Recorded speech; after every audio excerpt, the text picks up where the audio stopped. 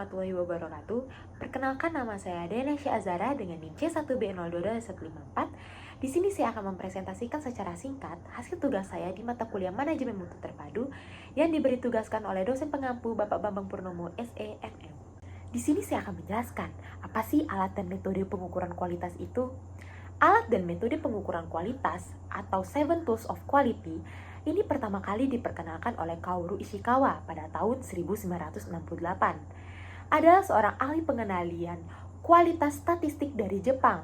Kaoru Ishikawa percaya bahwa statistik mampu menyelesaikan 95% persoalan kualitas. Ishikawa menyarankan untuk meningkatkan penggunaan statistik dengan jalan melatih semua orang dalam organisasi agar dapat menggunakan dan menguasai alat-alat statistik yang diperlukan untuk pengendalian kualitas, seperti bagan Pareto, diagram tulang ikan atau fishbone diagram, histogram, dan sebagainya. Baiklah, penjelasan lebih lanjut tentang alat kualitas. Yang pertama ada check sheet. Check sheet atau lembar pemeriksaan adalah lembar yang dirancang sederhana, berisi daftar hal-hal yang diperlukan untuk tujuan perekaman data, sehingga pengguna dapat mengumpulkan data dengan mudah, sistematis, dan teratur pada saat data itu muncul di lokasi kejadian. Data dalam check sheet, baik berbentuk data kuantitatif maupun kualitatif, dapat dianalisis secara cepat atau menjadi masukan data untuk peralatan kualitas lain, misalnya untuk masukkan data Pareto chart. Di sebelahnya ada contoh dari check sheet. Baiklah, yang kedua, selanjutnya ada scatter diagram. Scatter diagram adalah alat yang berfungsi untuk melakukan pengujian terhadap seberapa kuatnya hubungan antara dua variabel serta menentukan jenis hubungannya. Hubungan tersebut dapat berupa hubungan positif, hubungan negatif, ataupun tidak ada hubungan sama sekali. Bentuk dari scatter diagram adalah gambaran grafis yang terdiri dari sekumpulan titik-titik dari nilai sepasang variabel atau variabel X dan variabel Y. Dalam bahasa Indonesia, scatter diagram disebut juga dengan diagram tebar.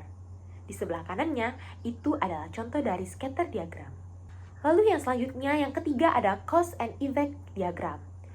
Cause and effect diagram adalah alat quality control yang dipergunakan untuk mengidentifikasikan dan menunjukkan hubungan antara sebab dan akibat agar dapat menemukan akar penyebab dari suatu permasalahan.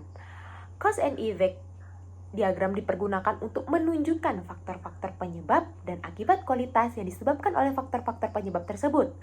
Karena bentuknya seperti tulang ikan, cause and effect diagram disebut juga dengan fishbone diagram atau diagram tulang ikan. Di sebelahnya ada contoh dari cause and effect diagram atau fishbone diagram. Selanjutnya, yang keempat ada Pareto chart. Pareto adalah grafik batang yang menunjukkan masalah berdasarkan urutan banyaknya jumlah kejadian. Urutannya mulai dari jumlah permasalahan yang paling banyak terjadi hingga pada permasalahan frekuensi terjadinya paling sedikit. Dalam grafik ditunjukkan dengan batang grafik tertinggi atau yang paling kiri hingga grafik terendah atau yang paling kanan. Di sebelah kanannya ada contoh dari Pareto chart. Selanjutnya ada yang kelima, flow chart. Flow chart atau bagan arus adalah alat bantu untuk memvisualisasikan proses suatu penyelesaian tugas secara tahap demi tahap untuk tujuan analisis, diskusi, komunikasi, serta dapat membantu kita untuk menemukan wilayah-wilayah perbaikan dalam proses. Di sebelah kanannya ada contoh dari flowchart. Yang keenam ada histogram. Histogram merupakan tampilan bentuk grafis untuk menunjukkan distribusi data secara visual atau seberapa sering suatu nilai yang berbeda itu terjadi dalam suatu kumpulan data.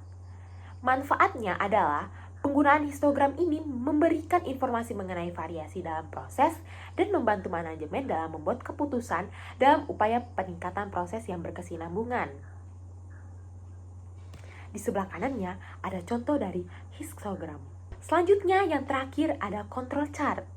Control chart atau peta kendali merupakan salah satu alat dari Quality Control Seven Tools yang berbentuk grafik dan dipergunakan untuk memonitor atau memantau stabilitas dari suatu proses serta mempelajari perubahan proses dari waktu ke waktu. Control chart ini memiliki upper line atau garis atas untuk upper control limit, batas kontrol tertinggi, lower line atau garis bawah untuk lower control limit, batas kontrol terendah, dan central line, garis tengah untuk rata-rata atau average. Di sebelah kanannya ada contoh dari control chart. Selanjutnya ada metode pengukuran kualitas. Metode pengukuran kualitas ini terdiri dari 5 metode. Apa saja sih itu? Yang pertama ada inspeksi.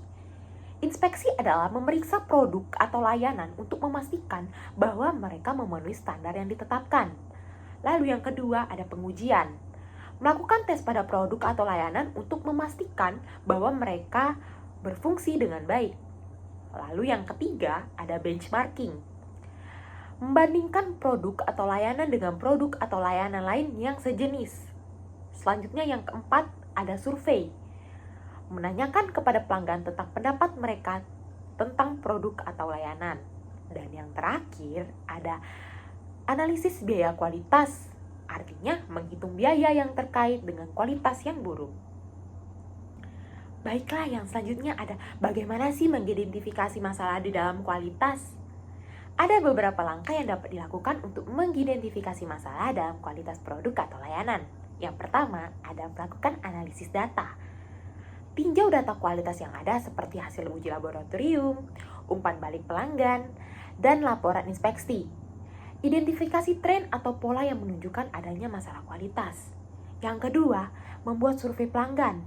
Mintalah umpan balik dari pelanggan mengenai pengalaman mereka dengan produk atau layanan.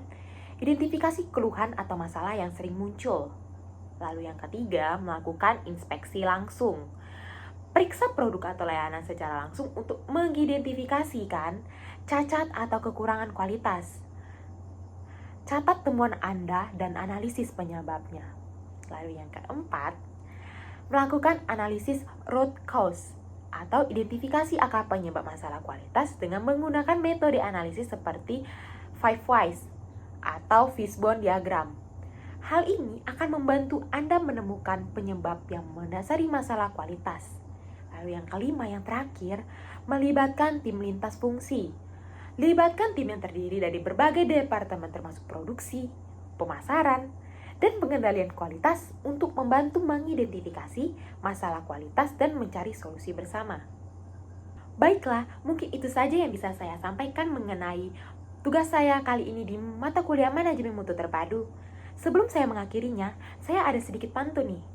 Jalan-jalan ketemu buaya. Buaya menerkam cendrawasih. Cukuplah sekian dari saya haturkan terima kasih. Wassalamualaikum warahmatullahi wabarakatuh.